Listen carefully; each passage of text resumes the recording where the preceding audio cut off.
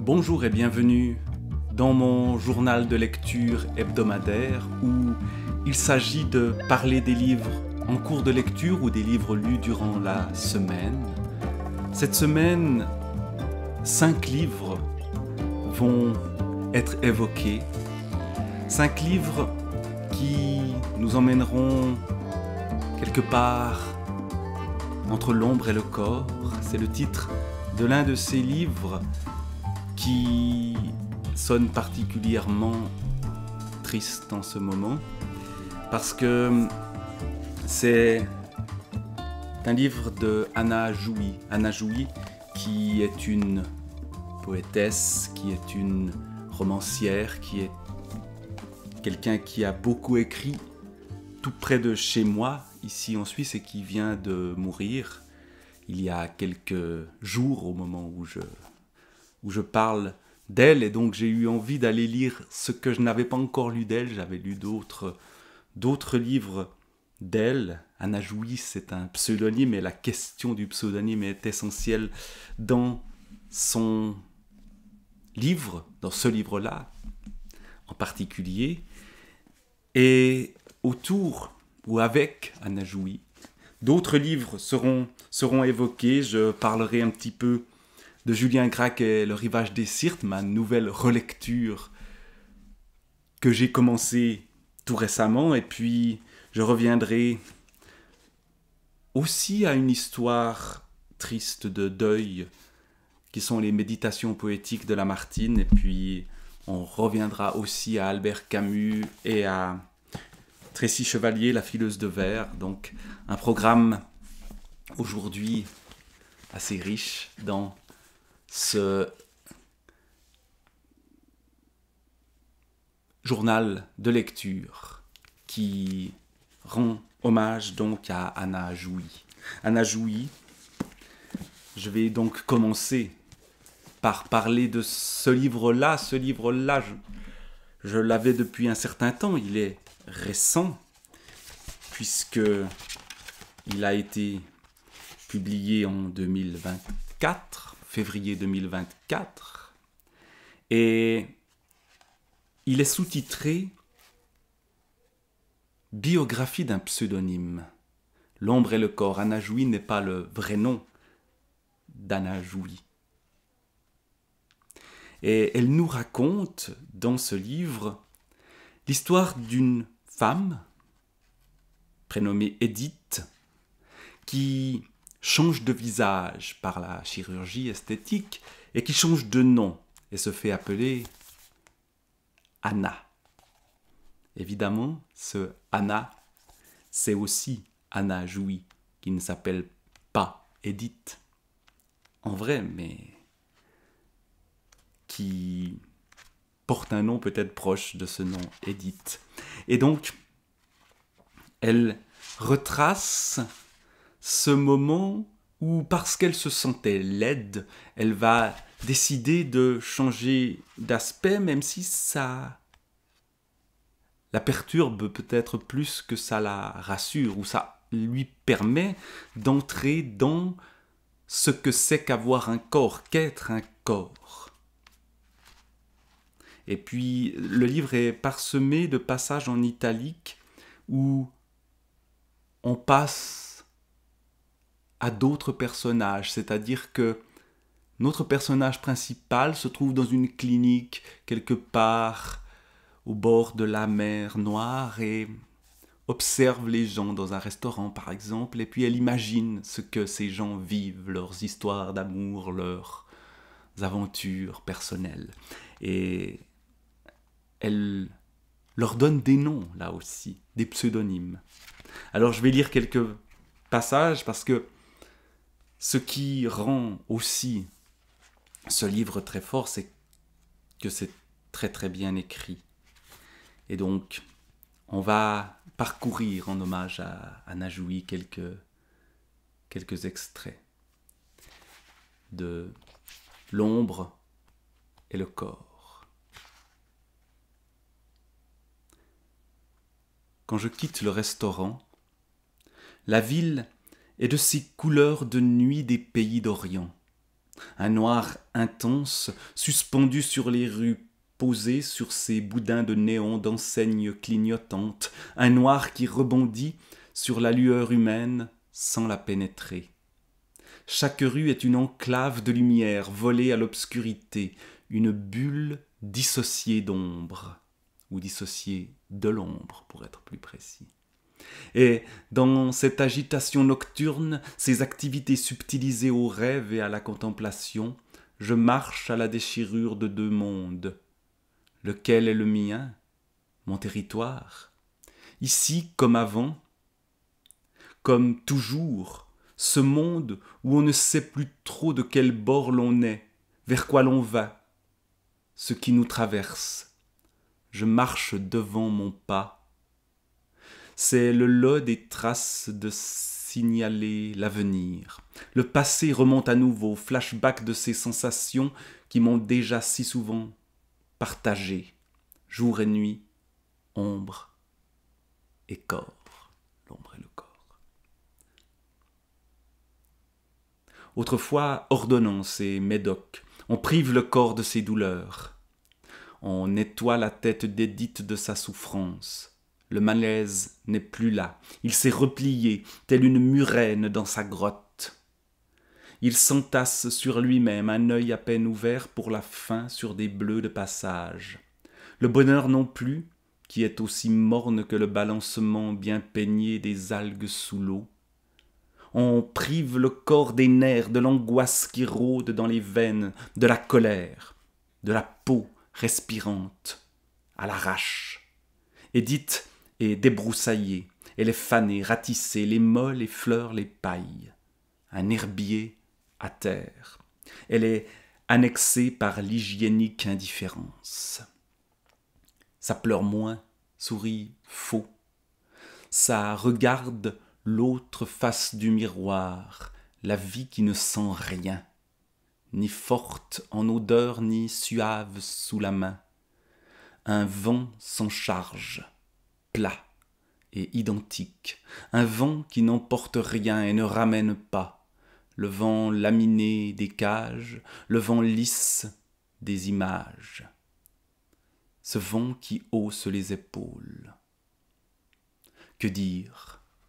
Les mots servent à décorer l'ordre des jours de guirlandes et de facéties. Édith ça, déteint sur les mots, blancs idem, les contamine d'un état stupéfait. Ce sont des breloques, le bruit nécessaire à se repérer dans la marche du corps. Il l'entoure de lignes blanches, trace des garde-fous. Édith veut des contours, un mur pour se retenir, quelque chose contre quoi s'appuyer, quelqu'un. Des bras pour se définir, quoi. Pour savoir où s'arrête le corps, où l'esprit peut cesser de trembler. Le corps est une nébuleuse interdite, un amalgame flou qui s'étend et puis rétrécit, qui part et se dilue, puis revient presque un caillou tout dur au centre de la chambre. On ne sait jamais si ça va se rejoindre, va s'arrêter, et contre quel banc de sable cette eau, ce vague être, va buter. Il n'y a pas de regard, pas de radar pour mesurer l'espace que ça occupe. Pas plus que l'esprit ne peut s'empêcher de partir en bouillons et nuées, sans raison. Il n'y a que les mots pour s'habituer à ce monde, le lest des mots. Et Anna, son double, qui se pointe déjà. Et ce dédoublement est essentiel. Dédoublement peut-être même par-delà la mort, par les mots justement que l'on peut lire encore d'Anna Jouy. Et dédoublement par ces autres personnages qui sont eux aussi imaginés, comme est imaginée finalement Anna. Autre personnage, par exemple, celui qu'elle surnomme Rimbaud des Thuites. Ce Rimbaud détruite. Voilà comment elle le décrit. En la voyant arriver dans cette robe noire, peu saillante et démodée, je me dis, en voilà une qui pourrait bien s'appeler Angèle. Voilà encore un autre nom, imaginé, un pseudonyme. Elle sourit, contente d'être de sortie, et dans un lieu chic. Malgré son maquillage, je devine de la fatigue, car sitôt son sourire relâché, une forme de tristesse reprend sa place comme une chatte qu'on aurait chassée et qui réinvestirait son coin. L'homme, l'accompagnant, se hisse par moments sur la pointe de ses souliers pour régler leur différence de hauteur. Des lunettes épaisses en bakélite chiné lui bouffent le visage. Il se fait immédiatement remarquer en débattant haut et fort de la place qu'on leur a réservée. Il ne veut pas d'une table cernée de clients de toutes parts. Très vite, je me surprends à écouter leur conversation. Son monologue, faut-il dire, car Angèle reste silencieuse. Je comprends que cet homme écrit des brèves que d'aucuns pensent modernes, avant-gardistes, originales, et qu'il publie régulièrement au rythme d'une ou deux phrases par jour, phrases courtes de 140 signes. Une fiction aussi, un roman en direct sur un réseau social, une tâche ardue. 2 phrases, chaque jour, jaillit à la force de son génie. Cette extraction le rend fier, je l'entends s'évoquer en Rimbaud, version internet. Meilleur, au style même. Ce restaurant chic de la ville est un endroit magnifique. Enfin bien installé, Arthur, le nom s'impose, souhaite connaître un peu plus du passé d'Angèle, mais à peine commence-t-elle à lui raconter sa vie d'autrefois qu'il l'apostrophe et se moque de son récit. Il hausse le ton assez fort pour partager la scène avec l'entier de la salle. Angèle le regarde, stupéfaite. « Tu en es encore là? Tu n'as donc pris aucune distance avec ton passé, ta famille? Mais enfin, en quoi ces gens existent-ils encore pour toi ?» Encore une fois, l'idée de changer de peau, changer de passé, changer de vie, ici.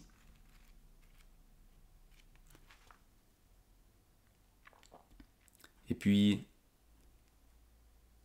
encore un extrait, la fin. Une femme ne se laisse pas toucher, ne se donne pas. Complice, c'est ainsi qu'elle te nomme quand ses mains sans caresse frappent des touches de clavier pour la transporter vers toi, sous la forme lyophilisée d'un récit. Tu as la bonté ensuite de la délayer dans la tasse de ton café le matin dans ton whisky du soir. Tu recrées cette forme intouchable qu'elle est. Tu la déploies. Et comme une ombre, elle glisse sur le sol de ta chambre. Complice, que dire d'autre quand elle n'a que ces phrases qui t'atteignent de la même façon qu'elle manipule d'autres gens. Anna existe-t-elle? Est-ce naturel de n'être que des mots pour quelqu'un ou n'être qu'un corps est-il préférable? Y a-t-il assez de force dans la parole pour remplacer la violence d'un amour de chair et d'os? Y a-t-il assez de langage dans ces chairs amoureuses pour remplir l'esprit? Pourtant, c'est bien de chair, ne serait-ce que de celle des doigts, que sortent ces paroles qui te parviennent. Voilà, en écrivant, elle devient ton personnage et chaque jour, Anna te crée également. Vous êtes de cette sorte de gens sans humeur, sans odeur, sans chaleur, sans goût, et pourtant si nécessaires l'un à l'autre.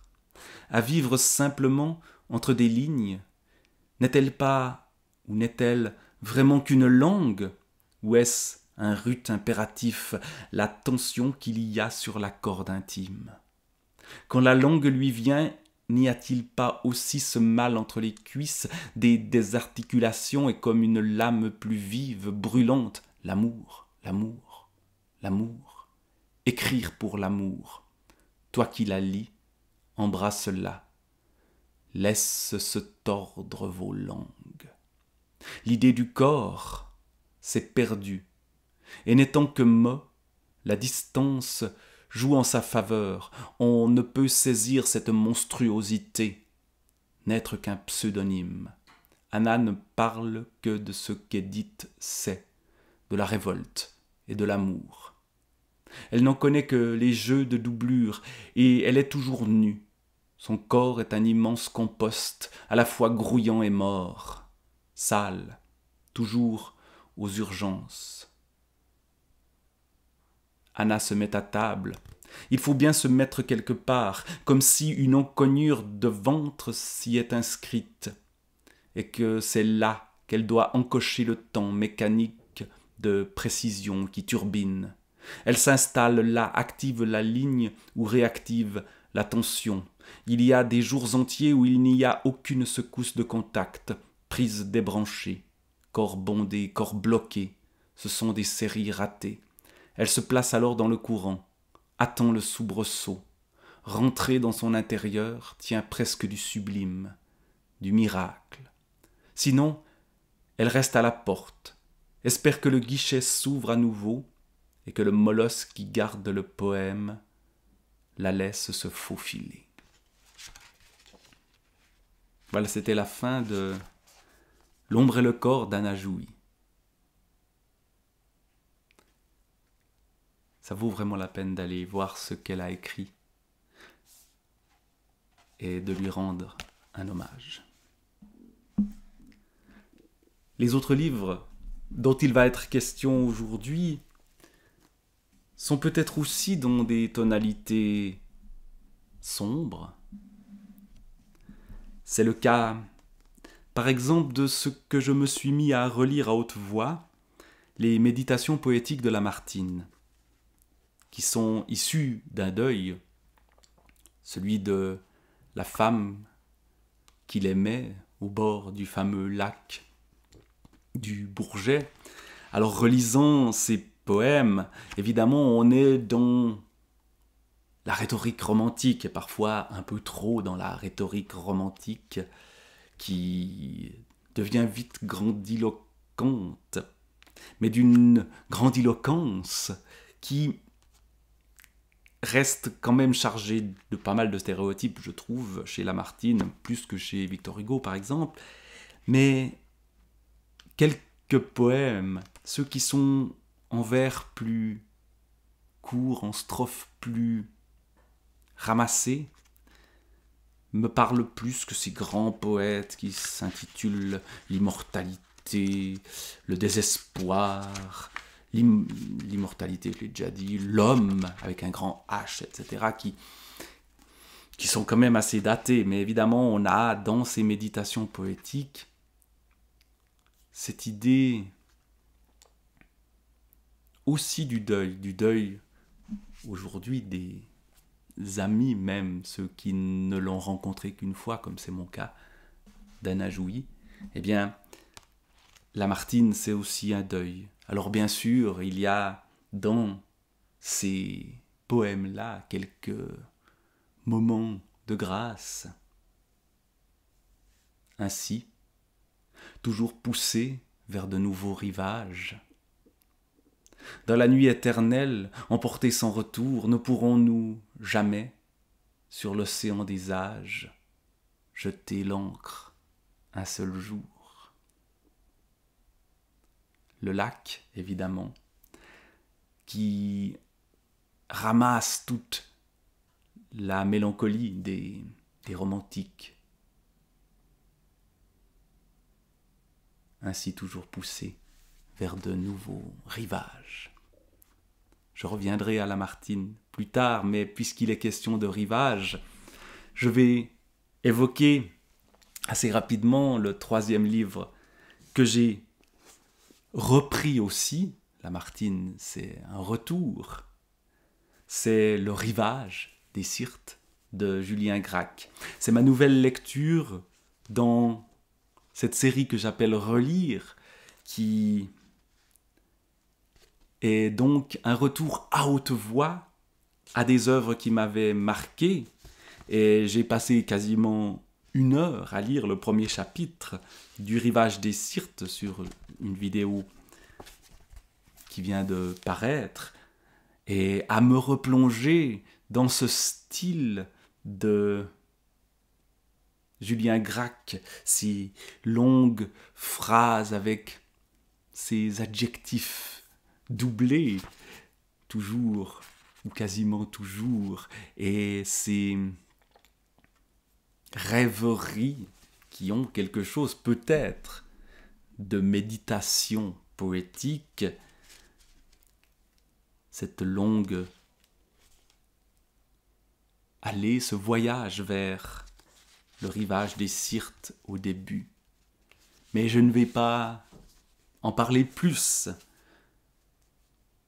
Mais allez y voir, allez écouter cette langue si belle de Julien Gracq dans le rivage des Syrtes. Et puis 2 autres livres encore dont j'ai déjà parlé. Un autre voyage, celui vers Murano et vers Venise, de La fileuse de verre de Tracy Chevalier, un roman que je lis avec pas mal d'intérêt, qui raconte le monde des fileuses de verre et des artisans verriers à Murano, et qui le raconte à travers les mêmes personnages, mais sur plusieurs siècles. Dans le dernier chapitre que j'ai lu, on rencontre un personnage qui s'appelle Casanova, par exemple, et qui a commandé des objets de luxe à la famille Rosso, qui est celle dont on suit le parcours depuis le début. Ce Casanova, évidemment, est un personnage peu fiable. Et l'on apprend à la fin du chapitre que je viens de terminer que il est en prison. Alors on sait que de cette prison il s'évadera, je ne sais pas si c'est raconté, parce que ce livre nous emmène à la fois toujours à la même époque et toujours à des époques différentes, dans ce temps à la vénitienne qui est évoqué ici par les ricochets qui sont sans cesse présents.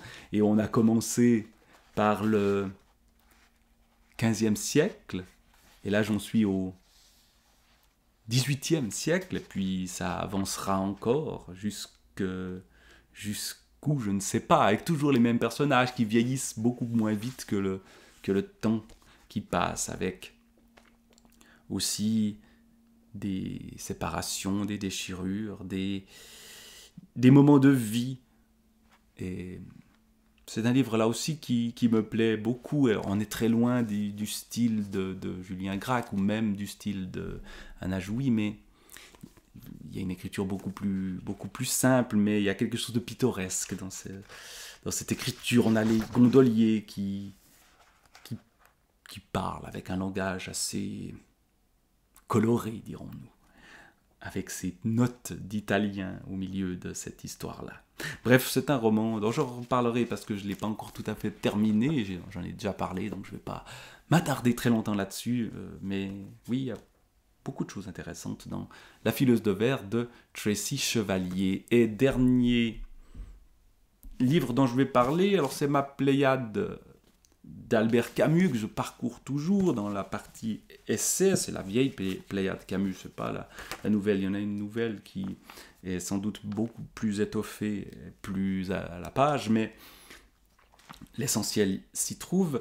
Ce que j'ai lu, alors je suis un peu entre 2 livres, j'ai lu, j'en ai parlé la semaine passée, ces Actuels numéro 1, et je m'apprête à lire L'homme révolté, ce grand essai sur cette notion qui me paraît tout à fait essentielle aujourd'hui, de la révolte. Mais il y a toute une partie de textes en complément à ces Actuels 1 qui sont donnés ici, des articles tirés notamment du journal Combat, qui permettent de retracer un peu les idées de Camus, cette morale qu'il met en avant, morale qu'il explicite dans ses essais philosophiques, mais qui reste au fond une morale instinctive. Et son rapport au monde, il parle par exemple de l'Europe et du monde de son époque dans ses actuels qui, je le disais déjà la semaine passée, sont évidemment des actuels d'un autre temps, comme dans cette histoire de la fileuse de verre où on ne sait pas trop quand on est, où le temps passe différemment selon le lieu où on se trouve. Ici, ces actuels datent de la fin des années 1940, mais il y a quelque chose qui reste peut-être en écho aujourd'hui, qui peut-être même se réanime parfois. Voilà, pour terminer, un extrait de sa préface à l'Espagne libre, où Camus prend grand soin de ne pas, et ça c'est vraiment quelque chose qui est au cœur de sa pensée à ce moment-là des années 40 et du début de la guerre froide, il prend grand soin à ne pas être engagé dans un camp ou dans l'autre de la guerre froide. Et se fait donc tirer dessus par tout le monde à cause de ça, parce que évidemment les communistes lui sont peu favorables parce qu'il dénonce les crimes de ce qu'il appelle le socialisme concentrationnaire en URSS, mais en même temps, de l'autre côté, il leur renvoie l'Espagne de Franco, tolérée par le monde soi-disant libre, mais qui tolère ce qui a été peut-être le début de l'engagement de Camus et de beaucoup d'autres, c'est-à-dire qui tolère la défaite des républicains dans la guerre d'Espagne. Et donc, voilà ce qu'il dit de l'Europe à partir de cette idée de l'Espagne. L'Europe, le monde, dans ce qu'il leur faut maintenant inventer, ne peuvent pas en vérité se passer plus longtemps de l'Espagne. Mais l'Europe et le monde s'en passent cependant, et de façon si naturelle qu'on a du mal à s'en étonner. C'est ainsi. Et rien apparemment ne sert de rien que le témoignage de l'homme libre. L'indignation sera de tous les temps. Nous le savons maintenant. Depuis 12 ans, ça veut dire, le texte est écrit en 1946, 1934. C'est donc avant même la guerre d'Espagne. Beaucoup de pères ubus se sont levés, dont nous avons commencé par rire. Évidemment, je pense qu'il parle ici d'Hitler. Et les pères ubus qui reprennent le pouvoir aujourd'hui, j'avais pas fait ce rapprochement, mais on a quand même un père ubu tout à fait ubuesque. C'est peut-être même le personnage qui semble le plus adéquat pour décrire le type là qui est à la tête de la première puissance mondiale aujourd'hui, un père ubu extrêmement dangereux. Beaucoup de pères ubus se sont levés, dont nous avons commencé par rire, mais qui ont mis au service de leur médiocre folie d'irrésistibles mécaniques. Et ces pères ubus ont été maîtres assez longtemps pour qu'à leur défaite les hommes se trouvent encore aveugles. Il faut le croire du moins, puisque nous laissons le dernier d'entre eux continuer sa parade dans ce qui fut le pays de Cervantes. Donc le dernier, c'est Franco. Depuis 7 ans, le grotesque est le seul produit espagnol qui puisse se manifester là-bas. Et nous qui savons pourtant ce que vaut le grotesque quand il a une police, nous supportons qu'il continue de bâillonner le peuple de la révolte et de faire tourner au-dessus d'une Espagne silencieuse les moulins à vent de la bêtise et de la cruauté. On pourrait remplacer Espagne par d'autres noms de pays aujourd'hui. Et non seulement nous supportons les grotesques, mais encore nous signons des traités commerciaux avec eux. On voit des traités commerciaux aujourd'hui. C'est une question clé. C'est que les Français ont faim et l'honneur et peu de choses quand on peut avoir quelques oranges. L'incessante odeur de ces oranges s'ajoutera au souvenir de Machado et de Companys, qui ont été tués sacrifiés lors de la guerre d'Espagne. Tant pis si elle finit par nous tourner le cœur. Pourquoi se fâcher ? Les réalistes nous disent que cela ne nous regarde pas, qu'il faut laisser les gens à leurs affaires et qu'enfin nous ne nous sommes pas battus pour l'Espagne, mais contre l'Allemagne. La démocratie, à ce qu'il paraît, c'est ne pas s'occuper des autres. Mais nous avons appris que la démocratie n'a pas de frontières. C'est une phrase essentielle. La démocratie n'a pas de frontières. Méprisée en un lieu, elle est menacée tout entière. Là aussi, des phrases à retenir aujourd'hui, où elle est menacée en plusieurs lieux. Et nous savons mieux que les réalistes pourquoi nous nous sommes battus.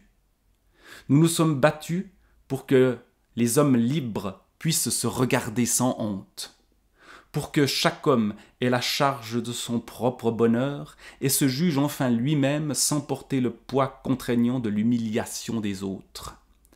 Quel homme aujourd'hui pourrait se sentir ou se dire libre tant que cette terre de liberté reste livrée à l'arbitraire ? Chaque fois qu'un homme est chargé de chaînes dans le monde, c'est nous qui, en même temps, sommes liés. La liberté doit être pour tous ou pour personne. C'est la seule formule de la démocratie qui vaille le sacrifice. Voilà, c'est sur ces paroles de Camus que je vais clore ce moment de réflexion sur mes lectures actuelles, non sans une dernière fois dédier cette vidéo à